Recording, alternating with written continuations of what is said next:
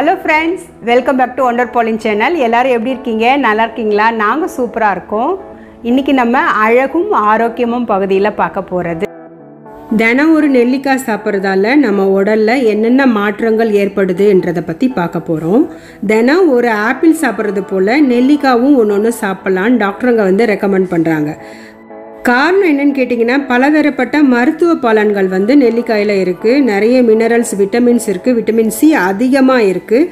தேனில் ஊற வச்சு நெல்லிக்காய் சாப்பிடும் பொழுது நிறைய நன்மைகள் நம்மளுக்கு கிடைக்கிறது.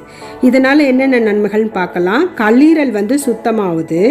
கல்லீரல் உள்ள டாக்ஸின்ஸ்லாம் வெளியேறி கல்லீரல் சிறப்பாக செயல்பட, ஆரோக்கியமாக செயல்பட, மஞ்சக்காமால வராமல் இருக்கிறதுக்கு இது உதவியாக இருக்குது.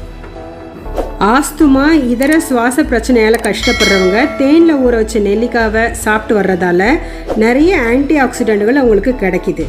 நுரையீரலை ஃப்ரீ ரேடிக்கலம் இருந்து பாதுகாக்கிறதுக்கு இந்த நெல்லிக்காய் பயன்படுது. சுவாச சம்பந்தமான பிரச்சனைகள் வராமல் தடுக்கிறதுக்கு, அதாவது சளி, இருமல், தொண்டைக்கட்டு போன்றவையெல்லாம் தேனில் ஊற வச்ச நெல்லிக்காயுடன் சிறிதளவு இஞ்சி சாறை சேர்த்து பருகும் பொழுது கட்டாயம் நுரையீரலில் இருக்க கிருமிகள்லாம் அழிக்கப்பட்டு ஒரு விடுதலை கிடைக்கும். அது மாத்திரமில்ல, சுவாச பிரச்சனைகள் வராமல் இருக்கும். தேன் நெல்லிக்காவை தினமும் உணவில் சேர்த்து வரும்பொழுது நம்மளுக்கு செரிமான சக்தி அதிகமாகுது. மலச்சிக்கல், பைல்ஸ் பிரச்சனைகள்லாம் போகுது. நச்சுக்கள் வெளியேறுது. உடலில் அதிகமாக நச்சு சேர்றதால உடல் வலுவிழக்குது. செரிமான பிரச்சனை அதிகமாக இருக்கிறதால வயிறு வலி உண்டாகுது, வாமிட் உண்டாகுது, சரியான பசி எடுக்கிறது கிடையாது, வயிறு மந்தமாக இருக்குது. பட்டவங்க நெல்லிக்காவை தொடர்ந்து சாப்பிட்டு வந்தால் அவங்க உடம்புல இருக்க ஃப்ரீ ரேடிக்கல்ஸ்லாம் முழுமையாக வெளியேறி ஆரோக்கியமாக இருப்பாங்க. மலட்டுத்தன்மைக்கு சிகிச்சை பெறும் ஆண்கள், பெண்கள் இதை தொடர்ந்து சாப்பிடும் பொழுது கருவுறுதல் சீக்கிரம் ஏற்படுது. அதில் வர பிரச்சனைகளெல்லாம் தடுக்குது. பெண்களுக்கு மாதவிடா காலத்தில் ஏற்படும் வயிற்று வலி நீங்குது. மாதவிடா சுழற்சியும் சீராகுது இந்த தேநெல்லிக்காய் சாப்பிட்றதால. அல்சர் பிரச்சனையால் கஷ்டப்படுறவங்க தினமும் வெறும் வயிற்றில் இந்த நெல்லிக்காவை உட்கொண்டு வந்தால் அதன் பிறகு 1 மணி நேரத்துக்கு எதுவும் சாப்பிடக்கூடாது. இப்படி செய்யும் பொழுது அவங்களுக்கு விரைவில் அல்சர் குணமாகும். இரத்த அணுக்கள் அதிகரிக்கும். தினமும் சாப்பிட்றதால இரத்த அணுக்களுடைய அளவு அதிகரித்து இரத்த சோகை வராமல் இருப்பதோடு உடலில் உள்ள எல்லா உறுப்புகளும் ஆரோக்கியமாக செயல்படும். தேனில் ஊற வச்ச நெல்லிக்காவை தினமும் வெறும் வயிற்றில் நம்ம எடுத்துக்கும் பொழுது அதில் உள்ள விட்டமின்கள் கொலஸ்ட்ராலை கண்ட்ரோல் பண்ணுது. அதுவும் விட்டமின் சி கொலஸ்ட்ராலை கண்ட்ரோல் பண்ணுறதுல பெரும் பங்கு வகிக்கிறது. இந்த விட்டமின் சி நெல்லிக்காயில் அதிக அளவு இருக்குது.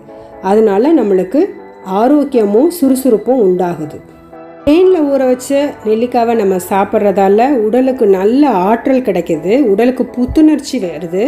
சருமத்தில் உள்ள சுருக்கங்கள்லாம் போய் முதுமை கோடுகள்லாம் நீங்கி முகம் பளபளப்பாகவும் அழகாகவும் இளமையாகவும் தோற்றமளிக்குது.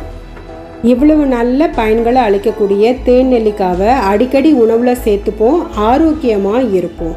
இந்த வீடியோ உங்களுக்கு பயனுள்ளதாக இருந்தது தான். இந்த வீடியோக்கு ஒரு லைக் கொடுங்க. இன்னும் அழகும் ஆரோக்கியமும் குறித்த வீடியோக்கள் உங்களுக்கு சேர என்னுடைய சேனலை சப்ஸ்கிரைப் பண்ணிக்கோங்க.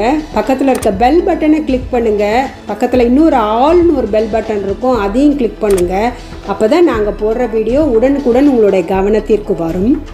நோய் எதிர்ப்பு திறனை அதிகரிக்கும் மூலிகை கஷாயம் வீட்டில் எப்படி தயார் பண்ணுறது, ஆர்சனிக் ஆல்பம் எப்படி சாப்பிட்ணும், எவ்வளோ அளவு, தவிர்க்க வேண்டிய உணவுகள் என்னன்றத வீடியோ, மூலிகை தேநீர் நோய் எதிர்ப்பு சக்தியை அதிகரிக்கும், அது வீட்டிலே நம்ம எப்படி தயார் பண்ணுறதுன்றது வீடியோ, பெண்கள் சுறுசுறுப்பாகவும் ஆரோக்கியமாகவும் இருக்க காலையில் குடிக்க வேண்டிய ஒரு ட்ரிங்க், அது என்ன ட்ரிங்க்ன்ற பற்றின வீடியோ, 7 நாள் 7 சட்னி, நோய் எதிர்ப்பு சக்தியை அதிகரிக்கும் சுண்டக்காய் பொடி எப்படி தயார் பண்ணுறது, சளி தொல்லை இனி இல்லை அப்படின்ற ஒரு வீடியோ, பழைய சோறு சாப்பிட்றதால நம்ம உடம்புக்கு ஏற்படுகிற என்னென்ன பலன்கள் அப்படின்ற வீடியோ இதெல்லாம் இருக்குது. நான் டெஸ்கிரிப்ஷன் பாக்ஸில் லிங்க் கொடுக்குறேன். உங்களுக்கு தேவைப்பட்டுச்சுன்னா பாருங்கள். இன்னொரு நல்ல வீடியோவில் உங்களை சந்திக்கிறேன்.